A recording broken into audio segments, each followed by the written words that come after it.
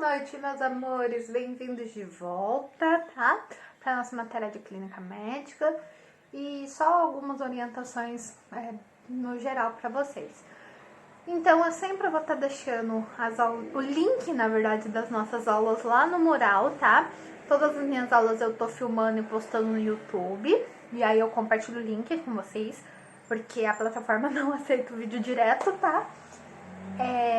Às vezes dá uma atrasada porque a minha internet é horrível e até carregar meu vídeo pra me postar, às vezes eu atraso um dia. Porém, antes de postar o vídeo, eu sempre deixo os slides e o conteúdo certinho na sala de vocês, no Classroom, tá? Então o vídeo vem como complemento. Além disso, a lozinha da Pro é pequena e ela faz a imagem invertida. Ali tá escrito insuficiência cardíaca, que é o título da nossa aula de hoje, tá? Quando tiver alguma coisa importante, a Pro dá um zoom lá na lozinha. Eu pego o celular e levo lá na lozinha para esclarecer para vocês. Outra coisa, vou dar as aulas, né, por vídeo, vou colocar o conteúdo e toda sexta-feira, das 7 às 8h50, eu vou estar online pelo Meet, Google Meet ou no Zoom, tá? Pra gente estar tirando dúvidas. Eu sempre vou estar deixando um exercício pra vocês e dando uma semana pra vocês fazerem esse exercício, tá? Então, por exemplo, amanhã eu já posto vocês vão me entregar esse exercício na outra sexta. Tem até às 11h59 pra me encaminhar o exercício de sexta-feira que vem. Porém, como a Pro entra toda sexta-feira das 7 às 8h50 para tirar dúvida, todos os exercícios que forem encaminhados para mim até sexta às 7 horas da noite tem a nota total. Exercícios encaminhados para mim pós-aula vai valer menos ponto, ou seja, vocês têm até 11h59, porém vai valer menos ponto, porque eu venho aqui, eu corrijo o exercício, o aluno espertinho vai lá, copia tudo que a gente falou, dos alunos que já fizeram o trabalho, e me encaminha, e aí não é justo, tá? Então é assim que a Pro trabalha. Até 7 horas é a nota total, depois das 7 é outra nota, tá? A não ser em caso de dúvida, vocês me chamem ou no WhatsApp, lá no grupo, pode postar todas as dúvidas lá que a Pro vai respondendo no meio da semana, tá? E só pra concluir, o conteúdo que a Pro vai dar em seguida era o nosso roteiro de aula mesmo, o plano de ensino, tá? Das aulas que a gente parou até o final do semestre agora, antes das férias, tá?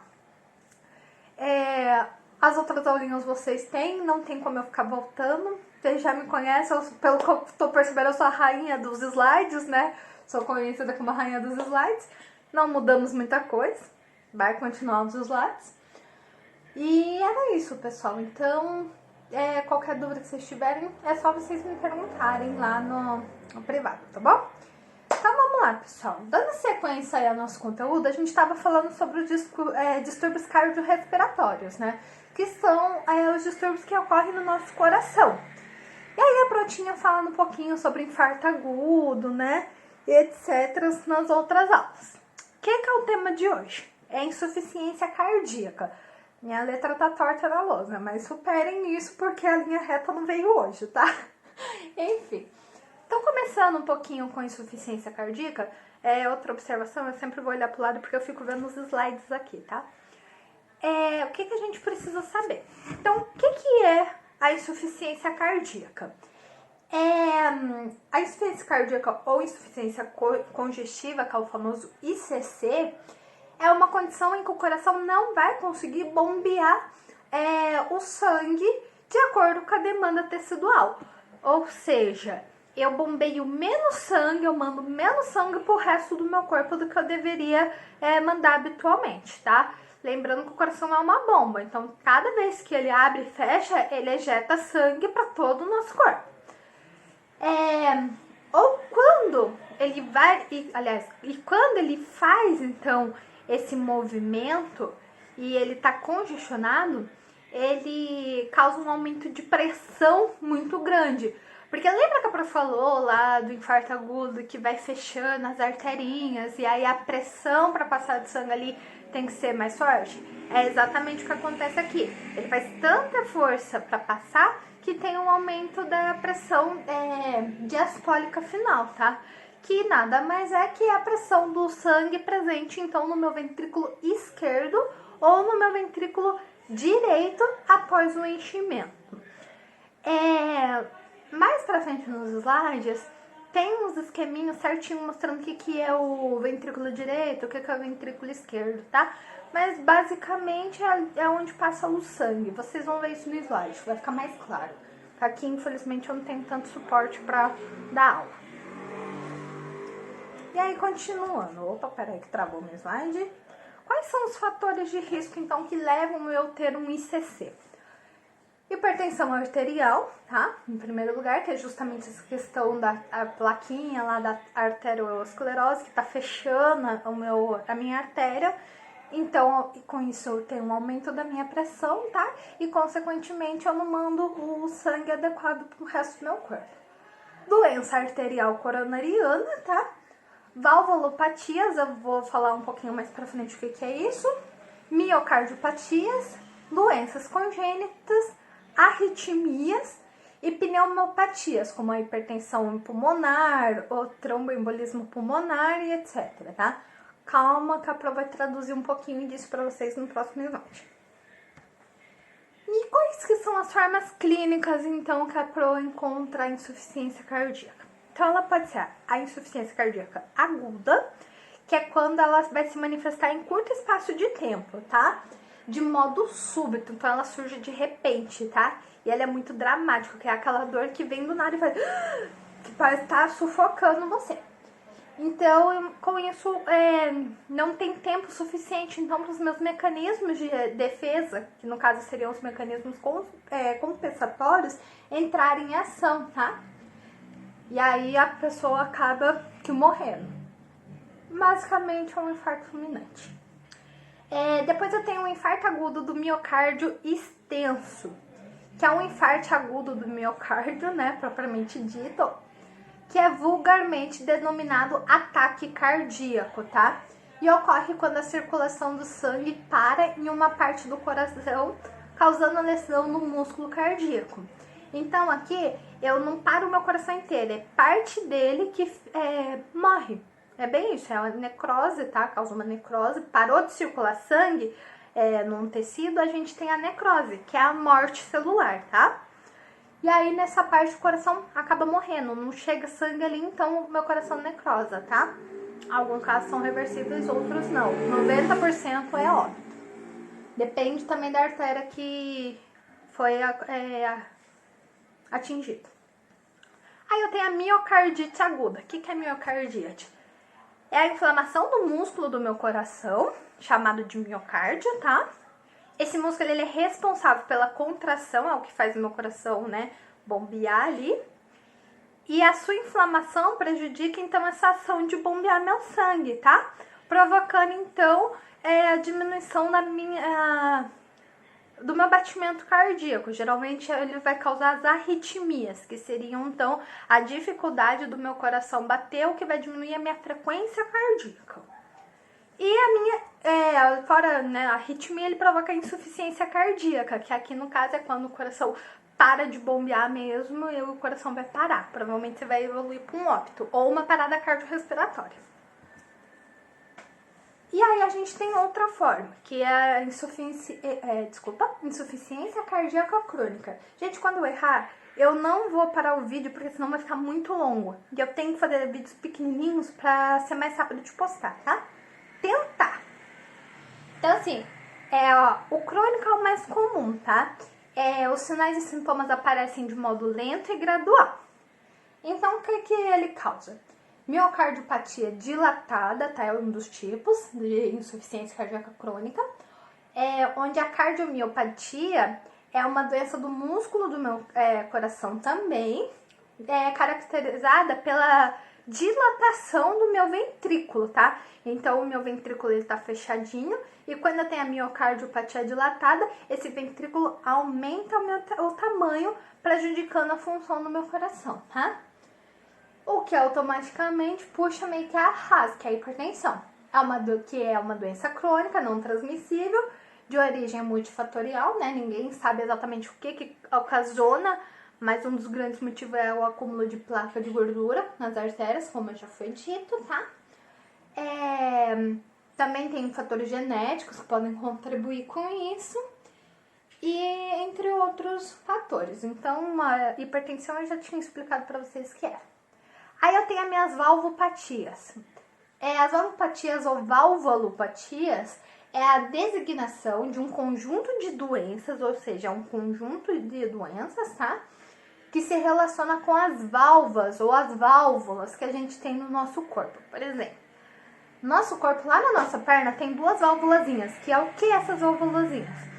São mecanismos que impulsionam o meu sangue a voltar, tá? Pro lugar dele. Então, por exemplo, o meu coração bombeou sangue. Ele mandou lá pra minha perna. Só que o nosso corpo tem que fazer circular esse sangue no corpo inteiro. Então, essas válvulas são responsáveis por mandar o meu sangue que tá lá na perna de volta pro meu coração. E assim o ciclo vai se repetir. Quando eu tenho um problema em alguma dessas válvulas, essas válvulas param de funcionar, eu chamo de valvulopatia, tá? Os defeitos das valvares são basicamente a insuficiência, né? Quando elas param de funcionar. Quando a válvula não vai se fechar totalmente. Em vez dela fechar e abrir para ejetar o sangue, ela fica meio que no meio do caminho, tá? E aí ela não permite o refluxo, então, do sangue. Ela não permite que o sangue volte. Ela não impulsiona esse sangue para cima, tá? E aí a gente tem o clássico infarto do miocárdio, que é a necrose, então, como eu já tinha falado anteriormente, de parte do meu músculo cardíaco, tá? Causado pela falta de irrigação sanguínea. Além disso, quando a gente fala de insuficiência cardíaca, e aqui eu volto um pouquinho na insuficiência cardíaca aguda, tá? Ela pode ser subdividida entre dois tipos, tá? A insuficiência cardíaca do meu ventrículo esquerdo e a minha insuficiência do meu ventrículo direito. Ambas vão causar alterações, só que cada uma vai mexer em uma parte específica do nosso corpo. Então, eu vou definir cada uma delas para vocês. A esquerda, então, é a mais comum, tá? Ela ocorre, então, a válvula do ventrículo esquerdo, que torna incapaz de bombear todo o seu conteúdo para a rede arterial periférica, tá? O principal sintoma que eu vou ter quando a minha válvula esquerda tá com problema é a falta de ar, que é a dispneia. Além de apresentarem outros sintomas que são anterógrados, que isso significa que são progressivos, que andam para frente, tá? Eles evoluem. Como exemplo, a congestão pulmonar. Então, sempre associem isso. Quando eu tenho problema no meu ventrículo esquerdo, eu vou ter problema pulmonar junto, tá? Que é diferente do que a gente vai ver agora no ventrículo direito. Então, a insuficiência cardíaca direita é quando o ventrículo direito, né, tá prejudicado e ele não consegue ejetar o sangue para a circulação pulmonar, tá? Geralmente, ele é secundário à insuficiência cardíaca esquerda, tá? Então, ele acontece depois que eu já estou com o ventrículo esquerdo prejudicado. Aí a diferença dele pro esquerdo é que, em vez de ele ter sintomas enterógrados, ele tem os retógrados, que é os que andam para trás, eles vêm evoluindo, tá? Por exemplo, eles causam a congestão sistêmica, tá? E o principal sintoma é o engurgitamento jugular, sabe? Então, essa arterinha que a gente tem aqui, que a gente vê o pulso, a frequência cardíaca, ela fica dilatada, fica imensa, tá? E eu coloquei uma fotinha para vocês terem noção disso.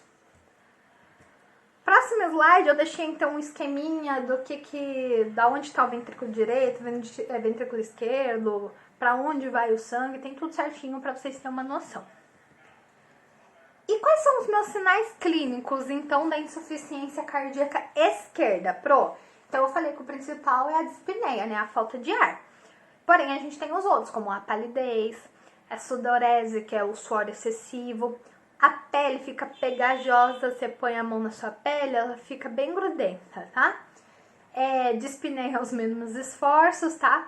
tosse seca inicialmente, mas com o passar do tempo essa tosse pode apresentar-se de forma espumosa e rosada, que é com presença de sangue, tá? Pulmão com sons diferenciados, derrames pleurais e pericárdicos, alterações gastrointestinais, que então é todo no sistema estômago e intestino, tá? Tem alteração.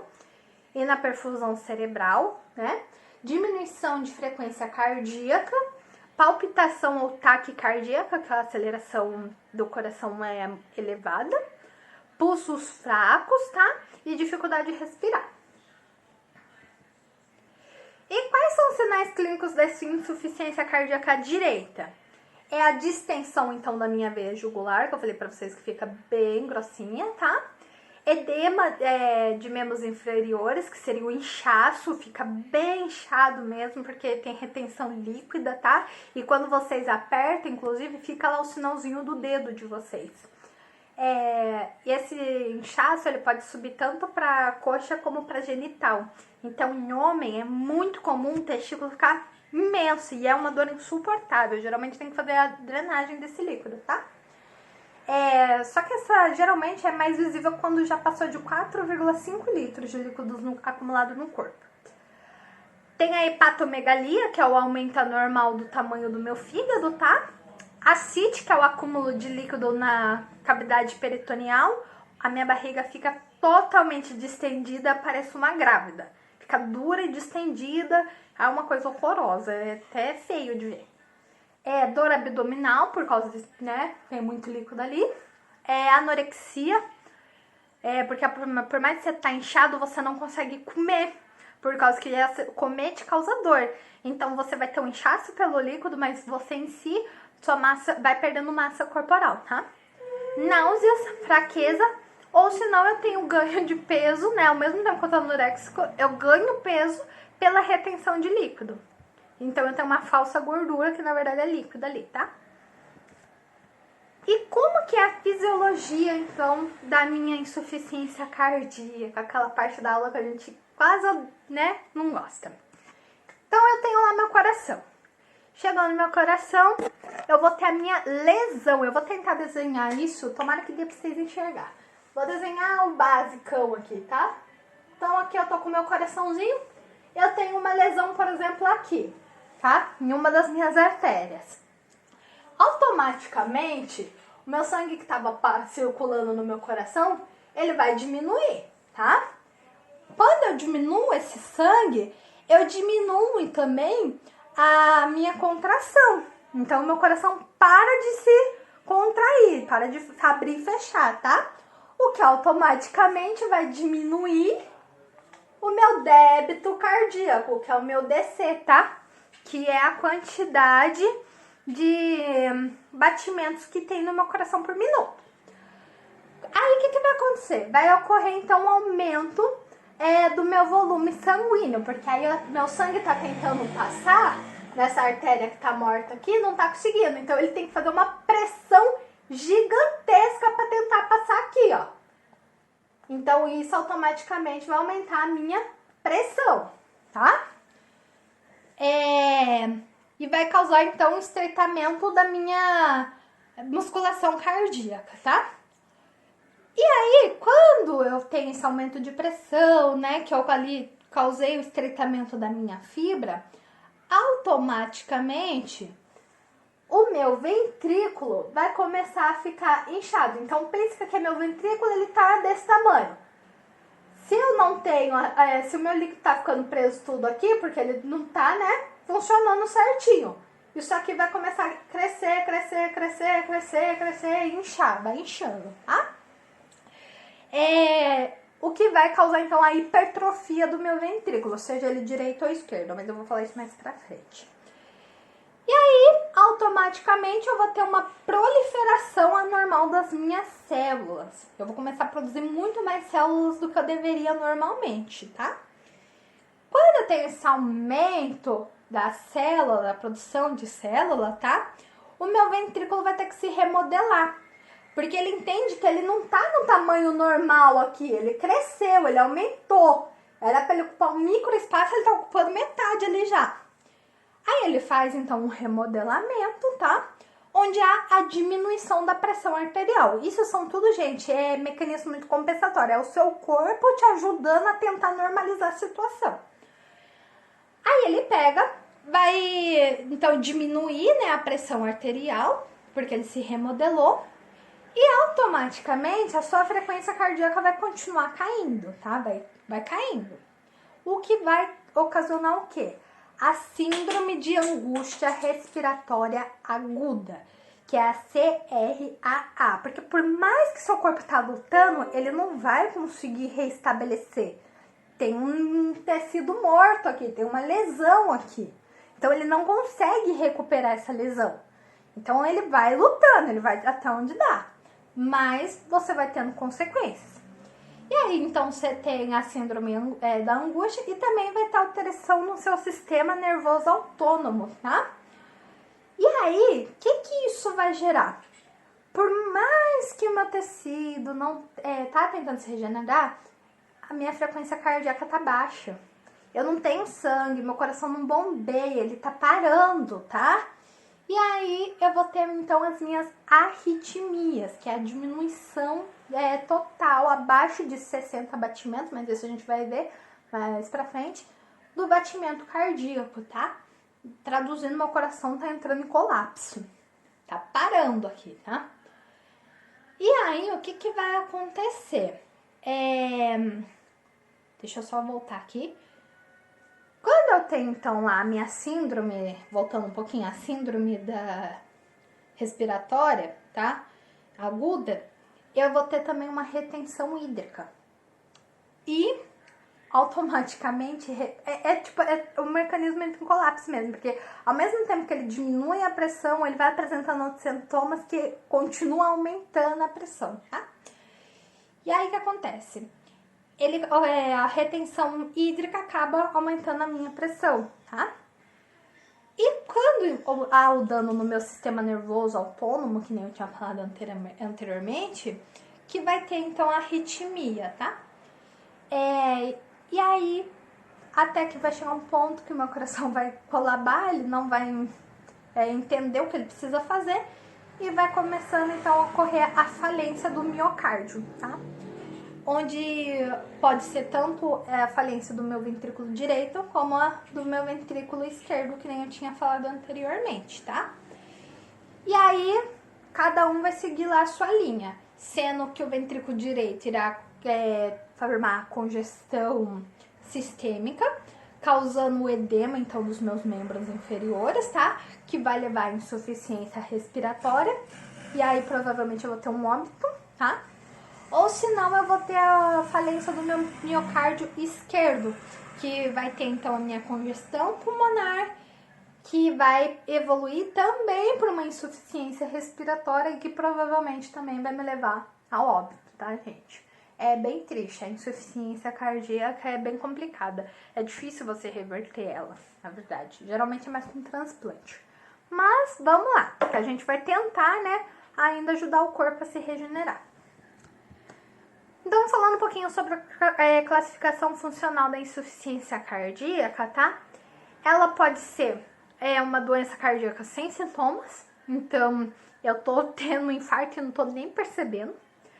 Ela pode ser uma onde eu começo a sentir os sintomas como limitação física para atividades cotidianas. Então, às vezes eu tô caminhando e tô me sentindo cansada, sabe? Ali já é um sinal que algo tá errado. Ela pode ser acentuada, ou seja, eu levantar já, sabe, falta totalmente o ar, eu tô muito cansado, tá?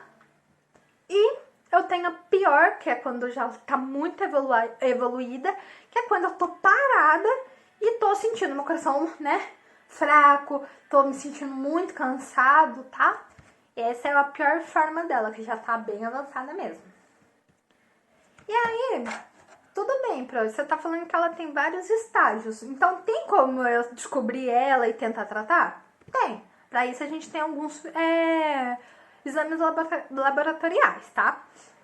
Então, o primeiro que a gente vê é hemograma, glicemia, creatinina, sódio, potássio, traduzindo. No exame de sangue tem todos os parâmetros, isso vocês não vão precisar saber de cor, isso aqui é função médica, tá? Que é pra ver, né, quais elementos que estão anormais ali, tá? Os peptídeos natriurético cerebral. Gente, relaxa que isso aqui é título de curiosidade. Isso aqui é tudo função médica, tá? Esse exame ele vai ser um excelente marcador que ele mostra exatamente a disfunção que está acontecendo no ventrículo esquerdo. No ventrículo esquerdo na insuficiência cardíaca. Ele faz um diagnóstico e um prognóstico, né? Que ele mostra em que grau tá esse exame. Aí eu tenho a minha radiografia de tórax, tá? Meu raio-x, que é o que vocês mais podem pegar, chegar perto. Que é no meu exame do raio-x, vocês vão ver que o meu coração tá extremamente aumentado. Eu deixei uma imagem aqui pra vocês com o círculo do coração aumentado, tá? Mas vocês veem que ele era pra estar assim, ele tá tipo dilatadaço. Eletrocardiograma e o ecocardiograma com Doppler. Isso é um dos exames que a gente pode usar para, né, detectar. E como é feito então o diagnóstico?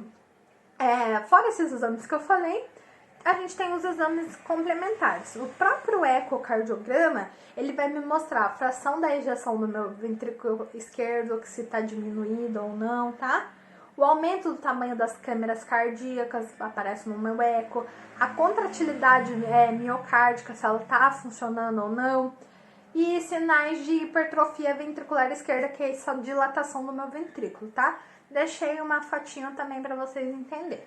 Tá acabando nada, gente. E qual que é, então, o meu tratamento? O que eu posso fazer? Eu tenho os não farmacológicos, tá? Que é, por exemplo, identificar a causa. Então, é a minha alimentação que está desregulada? Controlar a alimentação, tá? Eliminação e correção, então, dos fatores agravantes. Modificações no meu estilo de vida, que é a minha dieta, redução de álcool, atividade física, tudo aquilo que a gente já está cansada de saber que faz bem pro coração, tá? Não tem segredo. Tudo que é não farmacológico é por isso. A única coisa que entra de diferente aqui é a vacinação da gripe e pneumonia, que ajuda também a combater. E o meu tratamento medicamentoso? Então, é a minha dieta hipossódica, que é baixa em sal, tá? Com outras restrições, por exemplo, não comer muita gordura, fritura, etc. Medicações, e aí vai ter muita coisa de medicação aqui que a gente usa. Tem os antiarrítmicos, que vocês vão ver bastante, tá? Por isso que a Pro deixou, que é o amidarona e o ancoron. Os diuréticos, que é o furosemida, o Lasix, a espirolactona, hidroclorotiazida, tá? Entre outros. Inibidores de enzima conversora da angiotensina. Isso aqui é um palavrão que resume-se a IECA. Pronto. Toda vez que vocês ouvirem IECA, é essa enzima aqui, que conversora da angiotensina, tá? Que é o captopril, o famoso captopril, né? Vocês podem ver que é sempre remédios para pressão, que controlam pressão, que controla a retenção de líquido, tá? Os beta-bloqueadores, que é o propanolol e o inderal. E os digitálicos ou inotrópicos, que é a digoxina e o digoxil. Além do meu tratamento cirúrgico, que é o marca-passo, colocação do meu marca-passo, como o principal, que é o transplante cardíaco, que quase nunca acontece, né? Porque é uma burocracia gigantesca. Só vou fazer uma aspa para a gente terminar essa aulinha. Eu não coloquei isso aqui, tá? É a título de curiosidade. Digoxina, gente, é um remédio muito perigoso. Ele em dose excessiva, você tem intoxicação. Você pode levar o paciente à morte com digoxina. Então tem que tomar muito cuidado na hora que o médico pedir para vocês administrarem, porque tem que ser baixa dose, tá? Então siga sempre a recomendação perfeita do médico e anote tudo, tá? E os cuidados de enfermagem, pra gente encerrar, tá meia hora já, perdão, gente. Colocar o paciente em repouso físico e emocional para reduzir o trabalho cardíaco, evitar situações que promovam ansiedade e agitação, atentar à minha frequência cardíaca, administrar medicação conforme a prescrição médica. Olha, achei um erro no slide. Conforme a prescrição médica, monitorar as respostas clínicas de paciente, levantar a cabeceira do leito para reduzir o retorno venoso e aliviar a congestão pulmonar, observar o ritmo e a frequência respiratória, incentivar os exercícios de respiração profunda para evitar a atelectasia, oferecer alimentos em pequena quantidade e maior frequência para evitar a distensão abdominal, limitar a administração de líquidos, já que ele está retendo, né? Monitorar a presença de edema nos membros, principalmente inferiores, tá? Ficar alerta para queixas de dor torácica para ver se o paciente não vai entrar numa parada cardiorrespiratória. Monitorar a frequência cardíaca todo o tempo, tá? E explicar o processo de doença ao paciente. Bom, pessoal, essa aulinha acabou. Daqui a pouco eu solto o vídeo da segunda aulinha. Mas era isso. Qualquer dúvida, vocês já sabem. Sexta-feira, Prota Online, vocês podem tirar a dúvida de vocês, tá? Se não for nessa sexta, na próxima. Bom? Beijinhos e até daqui a pouco.